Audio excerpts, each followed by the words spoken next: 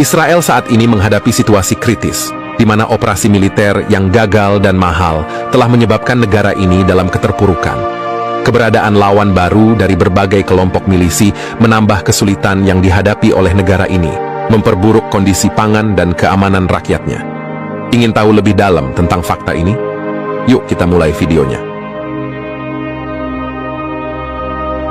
Assalamualaikum warahmatullahi wabarakatuh. Sobat channel Kabar Langit, perekonomian Israel mengalami kendala serius akibat konflik bersenjata, sehingga efektif per 1 Januari 2024. Israel telah memutuskan untuk menarik tank-tanknya dari berbagai distrik di kota Gaza. Langkah ini diikuti dengan penarikan beberapa unit militer, termasuk pasukan cadangan, sebagai upaya untuk merestorasi ekonomi yang terpuruk, khususnya dalam sektor pasokan pangan yang mengalami gangguan hingga menyebabkan kelaparan. Gambaran kerugian yang dihadapi Israel akibat agresi militer yang berkepanjangan ini meliputi gangguan dalam pasokan pangan. Penting untuk dipahami bahwa dampak perang tidak hanya terbatas pada pasokan pangan ke Gaza, tetapi juga mempengaruhi kebutuhan pangan di Israel sendiri. Ne'arir Goldstein, Direktur Pengelola Good Food Institute Israel, menyatakan bahwa Israel saat ini menghadapi awal dari konflik yang panjang dan sulit.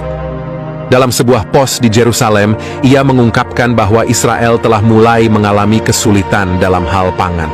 Sejak minggu kedua November, dampak langsung dari konflik telah terasa pada ekonomi Israel, terutama di sektor pangan, menurut sumber dari Republika.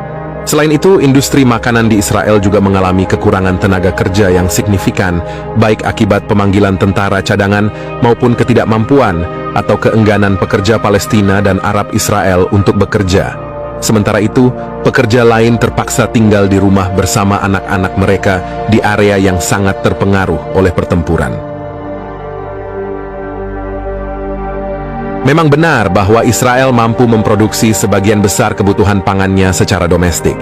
Namun, terdapat beberapa komoditas penting yang sangat tergantung pada impor, termasuk gandum, daging, dan produk hortikultura. Lebih lanjut, data menunjukkan bahwa lebih dari 85% pasokan daging sapi di Israel bergantung pada impor, baik dalam bentuk anak sapi hidup maupun daging beku. Meskipun unggas sebagian besar diternakan lokal, sekitar 90% dari pakan unggas diperoleh melalui impor. Saat ini, pengiriman barang melalui jalur laut mengalami gangguan akibat aktivitas kelompok Houthi.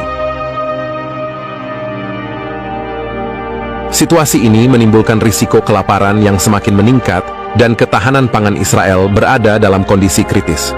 Federasi Industri Makanan Israel, FAI, mengungkapkan kekhawatiran mereka atas potensi krisis pangan jika konflik terus berlanjut.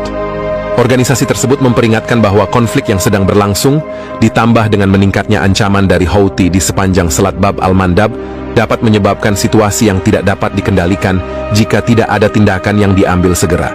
Oleh karena itu, seperti yang dilaporkan oleh The Jerusalem Post, pemerintah harus merancang dan melaksanakan strategi yang bertujuan untuk memastikan bahwa setidaknya 75% kebutuhan pangan nasional diproduksi secara lokal, guna mencegah terjadinya krisis pangan.